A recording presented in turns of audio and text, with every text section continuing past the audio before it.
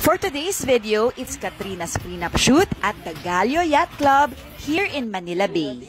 At eto na, nag-start na kami ng first layout sa loob ng yate. At umandar na nga tayo papunta sa laot and wow, napakaganda naman talaga ng view ng City of Manila. Eto pala yung napiling second venue nila bride for the prenup dahil isang seafarer si groom. And wow, napakaganda naman talaga ng concept ng napili nila bride.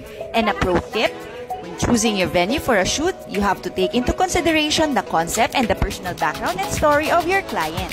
At eto na nga, kailangan namin magtago nila mother and ate kaya kami nakahiga para hindi kami makita dito sa pictures. Maliit lang kasi itong yacht for rent kaya medyo limited ang space and options namin for the shoot. At eto ka na nga, nagsimula na talagang umulan ng malakas kaya medyo nagmadali na kaming tapusin ang shoot dahil ang sabi nila captain ay kailangan na naming bumalik sa dock dahil lumalakas na talaga ang hangin dito sa laot during this last layout. And here are some of the photos taken by our photo and video team for Katrina and Neil's prenup shoot at the Gallo Yacht Club. Thank you for booking and see you on the wedding day!